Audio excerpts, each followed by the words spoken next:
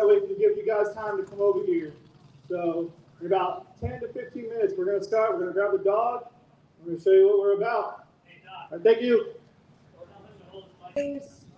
With me, I have Staff Sergeant Southwell. He's right there. Yep. I have Staff Sergeant Keeney. He's in the back. Staff Sergeant Campanero. And then my two military working dog handlers, Senior Airman King and Senior Airman Hardy. He's going to be our decoy today. More closer? Is that better? Yeah. All right. Sorry. Thank you. So first off, before we get started, we want to make sure that if you have a pet out here right now, please make sure your dog or whatever it is leashed. That way, our dogs are going to be unleashed, so we don't want our dog to attack your dog. There's nothing to happen. So for the safety of you and your animals, please make sure they are leashed.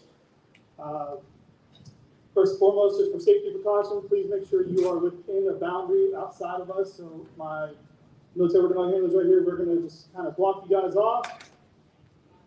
Please do not pass them. All right, we're going to get this show started. So Senior Airman King is going to bring out military working dog Deborah. Let's give a hand for Deborah.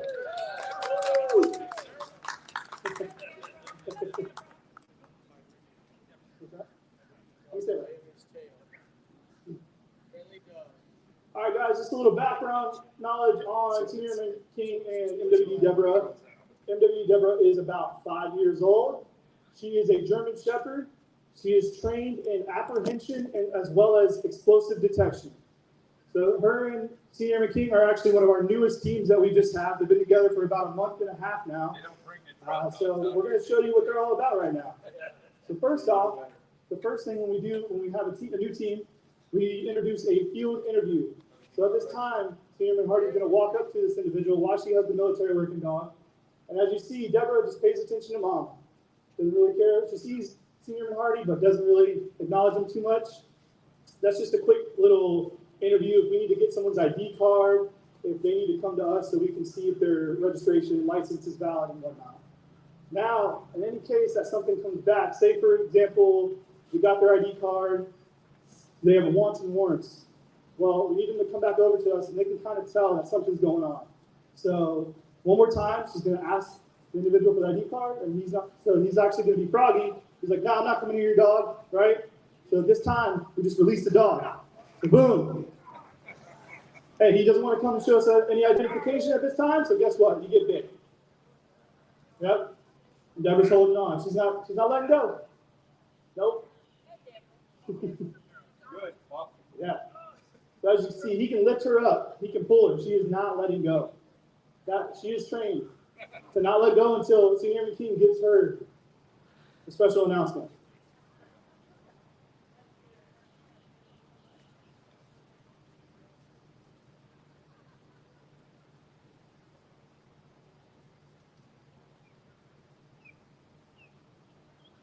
So as you can see, you don't want to be the bad guy when you're running from a police canine. Not a good day for you.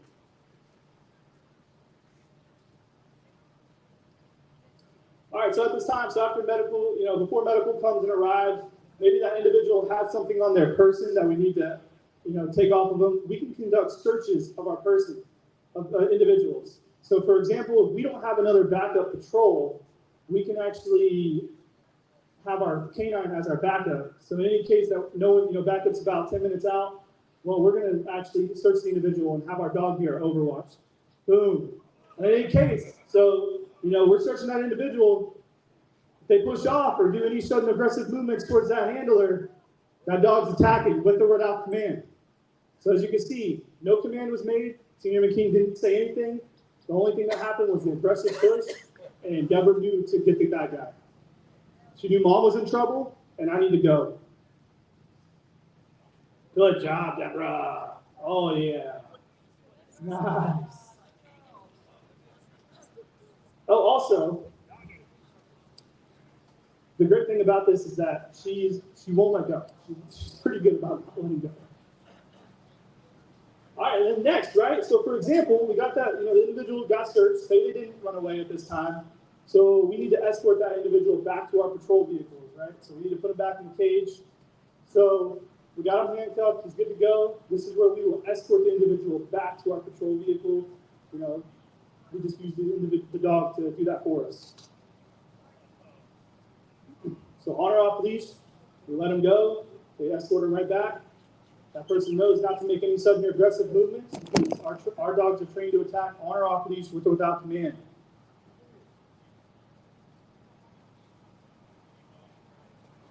Oh, good job. So as you can see, right, that individual wants to run away just because we're escorting them back to our patrol vehicle. Get bit. So, well, she knows if he starts to take off, that's it. You're going to get bit. Doesn't matter where. It could be the arm, it could be the chest, as you can see. It could be the back, the legs. Oh, good job, girl. That's the best. You're such a good girl.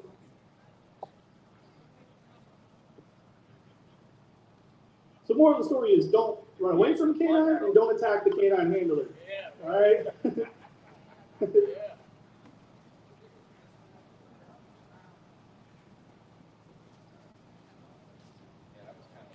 Yeah, hold that back there.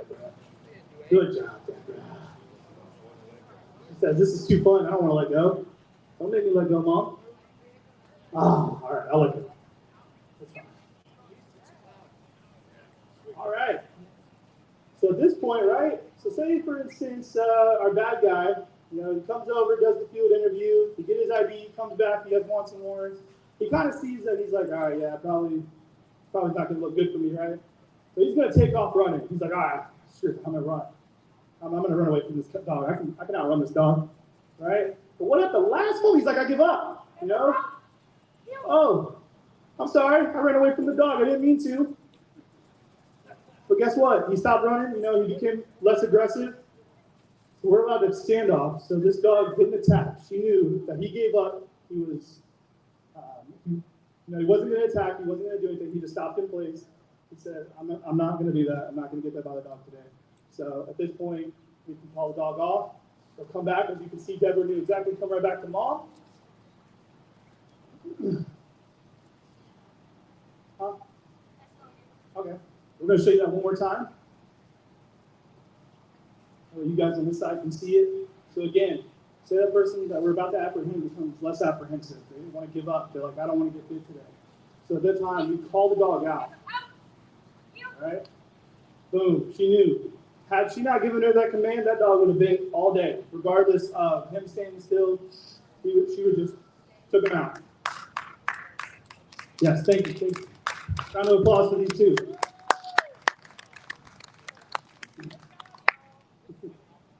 All right, so this time we're going to do a long bite. So say, for example, like that guy is a football field away.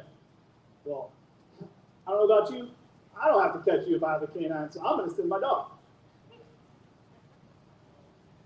Yep. Ooh, ooh, good girl. Don't. I can tell you right now, that is going to really hurt without that suit. Absolutely. And even through, so a lot of people think, the suits do protect you a little bit. There is, there's padding in it, but you can still feel the pressure of that dog's bite through that suit. So luckily for safety concerns, we want the dog to feel as real as possible without actually tearing our skin. We want to get the dog the best training they can possibly have. All right, so we're going to do one more. A long bite this way. Deborah's getting it today. Deborah's getting the work today. Woo, she's coming right at you. Woo! Good job, Deborah. That was scary, wasn't it? Coming right at you. Yeah, I trained him. Oh, do you? Oh, awesome. Yeah, I don't know about you, but I definitely would stop running if I saw a dog coming after me like that, especially one that's trained. And just like Senior Hardy is, you can beat this dog up while they're on their suit. She is still not going to let go. We train to make sure that no matter what, if someone in real life is either punching, throwing, picking up someone's dog, that this dog's not going to let go. But in a real world scenario, this person's probably not going to be punching and biting the dog. They're going to be on the ground crying for their mommy because it's going to hurt. So realistically, at this point, if we ever do have to release our dogs, we are going to call medical en route because our individual on the ground, we still want to make sure they receive medical attention. But in our eyes, it's like, yes, we finally got a bite. Finally, it happened. So please give a big round of applause for Sierra King, MWD Deborah. Sierra Hardy is our decoy. Thank you guys so much. You guys have any questions, please? There's at least like 10 years of knowledge of just military canine handlers here right now.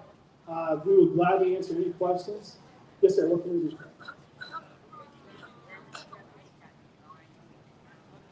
Question? Yes, sir. I want to say it is about 900 pounds. We got one who wants to put the vaccine on.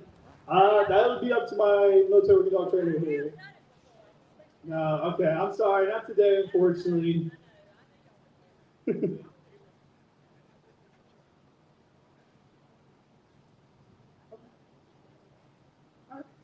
Yeah, so we're going to put the mic up. We're going to let you guys enjoy the show, but we are going to stand around for the next 30 minutes. So if you guys have any questions about MWD Deborah, Senior King, just how long we've been, we do have cool little baseball cards of all of our dogs in the sections. So we are all, so Senior Hardy has military working dog Griv. I have military working dog Ori. Son Southwell has military working dog Ori. Son Campanero has military working dog Dex. So you can actually see some of the dogs that we have. And of course, obviously the dog that you just saw today. So please stop by, ask us many questions. We'd love to hear from you guys. Yes, sir. I want to get a picture of all this stuff. No, man, sir. He does not get paid. Well, military, time of service. So.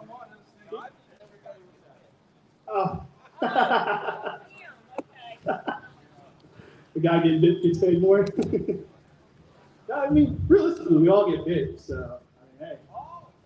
Oh, absolutely. Hey, if I'm going to take your dog, you're going to take my dog. That's how this goes. Yeah? Yeah, it's like an off and on thing. We definitely want to make sure. Oh, thank you guys. Thank you. Appreciate it. Appreciate all your support too. And first and foremost, thank you all for your service. Obviously, we all could not be here if it wasn't for the sacrifices that you all made. So thank you. Yes, round of applause for you guys. Now, I could not be here if it wasn't for what you guys have done.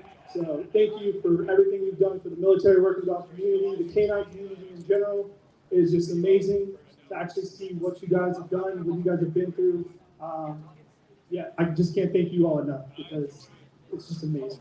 So thank you to all my Vietnam veterans, all my veterans here today. Again, couldn't be here without all you. So thank you guys. Thank you. Oh, absolutely. It's Pastor Ted with VRN. I'm here with the best of the best in the airport. Best canine coordinator I welcome these guys from Patriot Space Force, Air Force, and along with this lady here, wonderful, wonderful. I know that she did. The canine handler, you guys understand, that was the best resource I've seen that absolutely outstanding. I think a 4-star guys, on behalf of us here, thank you for coming out again. It means so much, especially to us with the dog guys, to see what's going on with you guys and that the Marines have a very special thing that they say. We can change that also.